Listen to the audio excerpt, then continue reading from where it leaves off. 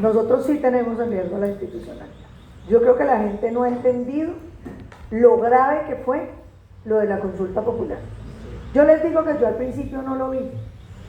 Yo pensé, bueno, esta consulta popular, yo pensé a mí que me tocó ser enemiga de la paz.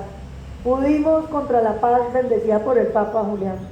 No vamos a poder aquí pues contra esta reforma. Sí, la ganamos. Pero después me di cuenta que esto no era una reforma. Este era el primer rompimiento institucional grave que iba a tener este país. Yo les digo que yo he hecho esta oposición a Petro pensando mucho en Venezuela. ¿Por qué?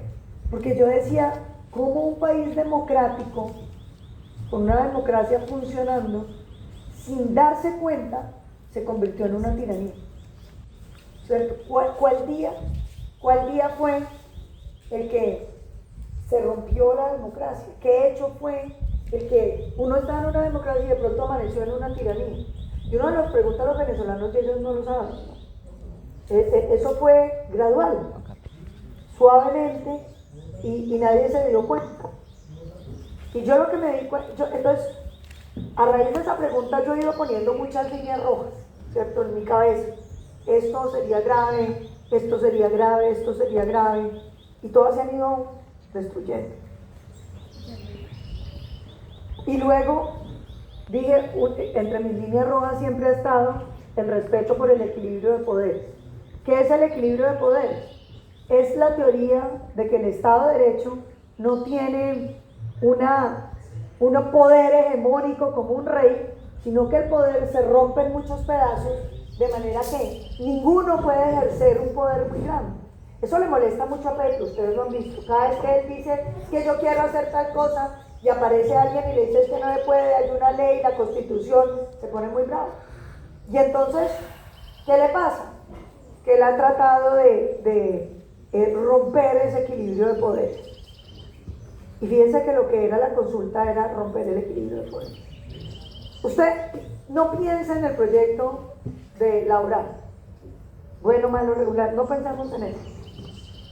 Si un congreso le dice al presidente ese proyecto se hunde. El presidente puede volverlo a presentar, hablar con los congresistas, invitar a los partidos políticos, pero Petro ha tenido solo dos aproximaciones con el Congreso: o comprarlo como la unidad de gestión de riesgo, o aplastarlo, que es lo que se decidió en esto. Y es, me hundieron el proyecto, pues lo voy a sacar vía consulta popular. Para que me lo entiendan, supónganse que fuera la Corte Constitucional la que dijo, se cayó la pensional, y Petro dijera, se cayó la pensional, le voy a preguntar a los colombianos vía consulta o referendo, lo que quieran, si quieren o no la pensional, y vamos a campaña. ¿Ustedes qué me dirían? Brutal. Pero les voy a poner otro ejemplo para que me lo entiendan y no digan que es por sectarismo mío. Cuando la Corte Constitucional dijo, señor Álvaro Uribe, usted no puede ir por una segunda reelección, el presidente Uribe hubiera podido salir y decir, yo voy a referendo a ver si la gente quiere o no que yo me retire. Y el presidente Uribe no tenía el 30%, tenía el 82%. Había pasado el referendo por el Congreso porque tenía las mayorías y había salido la gente a votar y había destruido el Estado de Derecho en este país. ¿Sabe cuál es la diferencia de un demócrata con un tirano? Que los demócratas entienden que el equilibrio de poderes es para respetarlo. ¿Sí? Esto es independiente si uno le gusta o no le gusta la laboral, no piensen en eso. Ustedes, por eso les he puesto casos distintos. Entonces, para que entendamos la gravedad de lo que le iba a pasar a Colombia. Porque usted se imagina cada vez que entonces uno le dijera a Petro no, y entonces uno dice, bueno, aquí tengo el presupuesto nacional para venir y acabar con el Estado de Derecho en este país. Entonces yo, digamos que lo que decidí fue esta cosa de la consulta hay que hundirla, porque la gente no está entendiendo, esto no es una consulta, esto no es, ¿usted qué piensa la laboral? No, esto no es eso, este es el inicio de la hecatombe institucional de este país. Entonces, pues tocaba pagar un precio que era revivir la laboral, una reforma que es tremenda. Es que una reforma que destruye 500.000 de empleos, a mí me da mucha dificultad, porque cómo vengo yo después a decirle a los colombianos que puede ser el suyo, el suyo, el suyo, el de su señora, el de sus hijos, el empleo que se perdió, y entonces van a decir, Paloma, y no era que esto queríamos ser un país de oportunidades, y ahora la gente sin empleo. Entonces, yo dije, no, pues es preferible revivir la laboral. ¿Por qué? Porque había ciertos sectores políticos que decían que tal vez, si se revivía la laboral, ellos considerarían votar en contra de la consulta.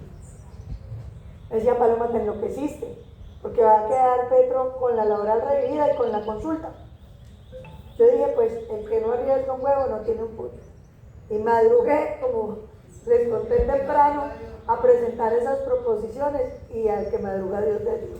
Yo les digo que eso fue un milagro de Dios, porque eso estaba muy apretado.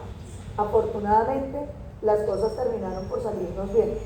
Ahora que presente otras cosas, pero esto nos da un tiempito para explicarle a los colombianos que esto no es un tema de que es que porque no nos dejan participar. Esto no es un tema de porque no nos dejan participar. Esto es la esencia misma del Estado de Derecho. Es decir, esto es un abuso de las figuras de participación democrática.